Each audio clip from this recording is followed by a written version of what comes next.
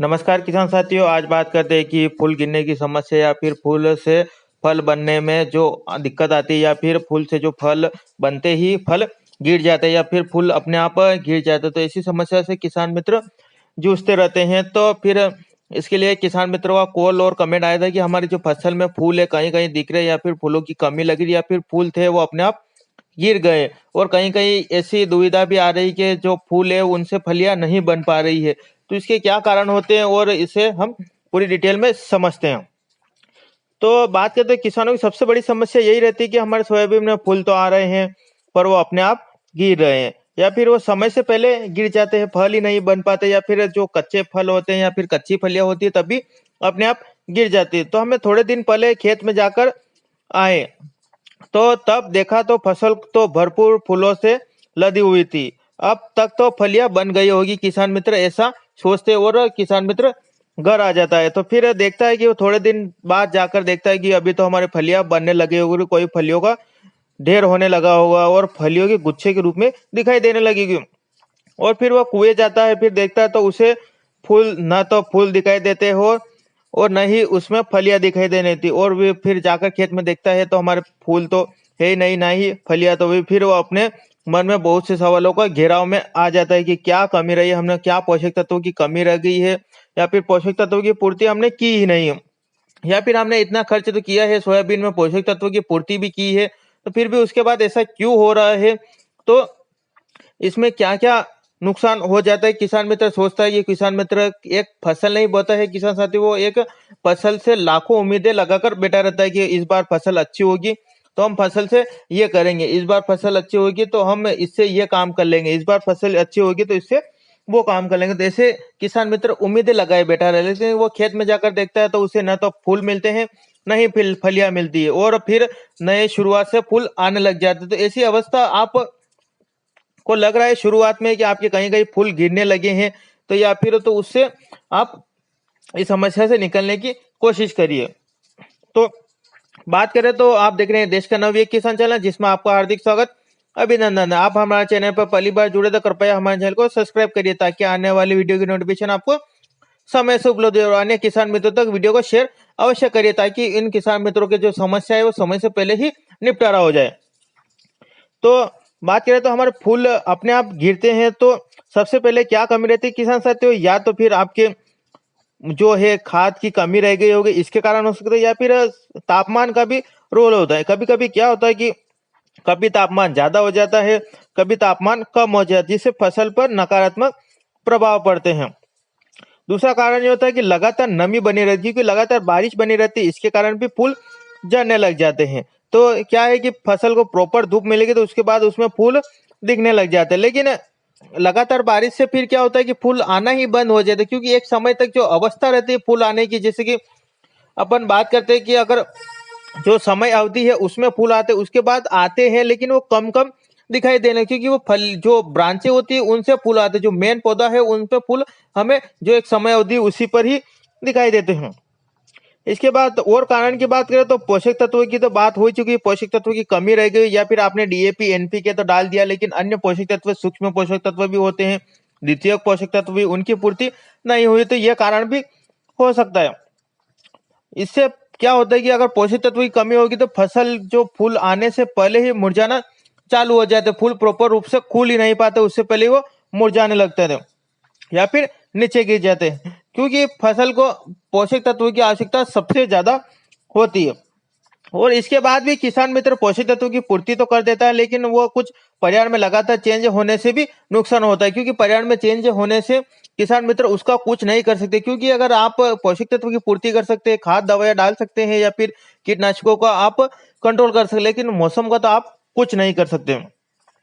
और जिससे क्या होता है कि अगर पोषक तत्व की कमी रहेगी या फिर मौसम अगर कुछ गड़बड़ रहेगा तो उससे क्या होगा कि जो अपर्याप्त परागण, यदि आपके परागण करने वाले कीटों की कमी होगी तो वो फिर आपको फूल से फली नहीं बन पाते हैं, क्योंकि अगर परागण ही नहीं होंगे, जो कीट होते हैं हमारे, जो फसल में कीट होते हैं वो परागण की क्रिया करते हैं, तो अगर वो जो कीट है वही कम होंगे तो फिर हम ऐसी समस्या से जूझते रहेंगे। या फिर हमारे फसलों में हार्मोनल का असंतुलन होना या फिर उन्हें आवश्यकता से अधिक खाद मिलना, ये भी कारण हो जाता है, क्योंकि सोयाबीन हाइट लेने लग जाती है तो उसके बाद उससे फूल आना कम होने लग जाती है या फिर फूल झड़ने लग जाते हैं।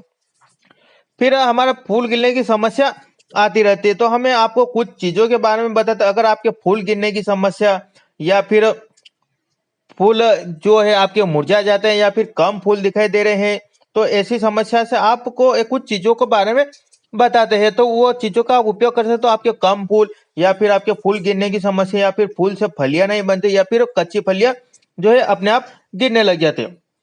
एक बात का अवश्य ध्यान रखिए, जो हम आपको चीजें बता रहे हैं, इनके साथ आप कीटनाशक का उपयोग तो कर सकते, लेकिन फंगीसाइड का उपयोग अवश्य न करें, अवश्य रूप से, क्योंकि फंगीसाइड में कुछ टेक्निकल होते हैं जो क्रॉस में नुकसान पहुंचाते हैं। अगर आप कीटनाशक का उपयोग भी करते हैं तो कीटनाशक में आप ऐसा ना हो कि 3-4 कॉम्बिनेशन बना ले, और अगर 3-4 कॉम्बिनेशन बनाए भी है तो आप अपने कृषि सलाहकार से पूछ लेवे, और आपने कॉम्बिनेशन बना भी लिया है तो आप उस घोल को एक बार मिलाकर ट्राई कर लीजिए। कहीं घोल फट रहा है तो आप उसका उपयोग न करें और अन्य दवाइयों में न मिलाएं, क्योंकि अन्य दवाई मिलाएंगे तो आपके नुकसान हो जाएगा, क्योंकि किसान मित्र बहुत मेहनत से कमाता है।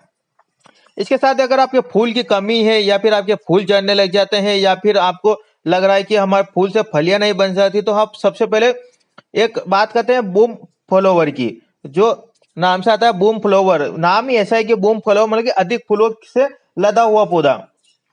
इसमें बात करें तो इसमें नाइट्रोबेंजीन 20% ईडब्ल्यू फॉर्म में पाया जाता है, और एक प्लांट ग्रोथ प्रमोटर है। किसान साथी plant growth promoter, plant growth regulator, और ऐसे आप इनका अलग अलग इस्तेमाल होता है, जो पौधे के विकास के साथ फूल और उपज बढ़ाने में ये काम करता है। ये फूलों की संख्या को बढ़ाता है और समय से पहले फलों को गिरने को कम करता है। ये एक बायोस्टिमुलेटर है। इसकी डोज की बात करें 2 से 3 ml आप यूज करते हैं। इसका उपयोग आप सोयाबीन में फूल आने की स्टेज से लेकर फूल बनने तक की स्टेज तक आप इसका उपयोग कर सकते हैं। इसके अलावा आप जो है बायर में प्लानोफिक्स आता है, ये एक प्लांट ग्रोथ रेगुलेटर। किसान तो उससे पहले बताया था ये प्लांट ग्रोथ प्रमोटर था, ये प्लांट ग्रोथ रेगुलेटर, दोनों का अलग अलग कार्य है। एक फूल बनने और फूल झड़ने और फूल और बनाने के लिए काम करता है। हालांकि दोनों को काम एक ही है, लेकिन दोनों का रोल अलग अलग है। इसके अलावा प्लानोफिक्स एक प्लांट ग्रोथ रेगुलेटर, ये पौधों जो फूल होते हैं फूलों से फलों को झड़ने से भी रोकता है। इसमें टेक्निकल की बात करें तो अल्फा नेपिथल एसिटिक एसिड है, जो 4.5 WW फॉर्म में है नामक रसायन का इसमें उपयोग किया गया है। इसलिए फूलों की संख्या को बढ़ाता है, ये कच्ची फलियों को गिरने से भी रोकता है, और ये आपके फूलों को फूल गिरने की समस्या आती है। आपके सब्जी वर्ग की फसल भी है जो किसान मित्र लगाते हैं, उसमें भी समस्या आती है, तो आप इसमें बायो प्लानोफिक्स इसका उपयोग कर सकते हैं। इसकी डोज की बात करें किसान साथियों, आप 45 ml प्रति एकड़ के हिसाब से आप इसका डोज रख सकते हैं।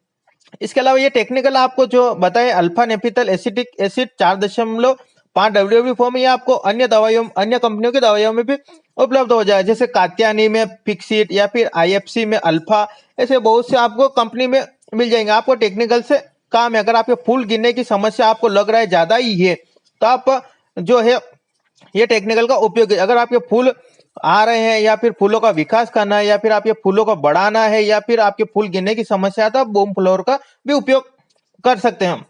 इनका उपयोग किस तरह तो खेत में नमी हो तभी करें, अन्यथा क्या होगा कि इनसे जो फूल है या फिर आपके फसल पे बर्निंग की समस्या या फिर जलने जैसे आपको लेके इसके बाद किसान मित्र क्या सोचता है कि आपने तो गलत दवाई बता दी और हमारी सोयाबीन जल गई है, तो किसान तो इनसे बर्निंग की समस्या आती है। इसलिए आप इसको खेत में नमी हो और प्रॉपर डोज का ही उपयोग करें, अन्यथा क्या होगा कि आपकी फसल जल जाएगी, फिर आपको ऐसा लगा कि गलत दवाई का उपयोग करें, लेकिन ऐसा नहीं होता है, क्योंकि किसी भी चीज का ओवर डोज कर देंगे तो आपको नुकसान होगा। इसकी डोज की आप पूरी जानकारी रखिए। ऐसी जानकारी लेकर आपको मिलते हैं नेक्स्ट वीडियो में, तब तक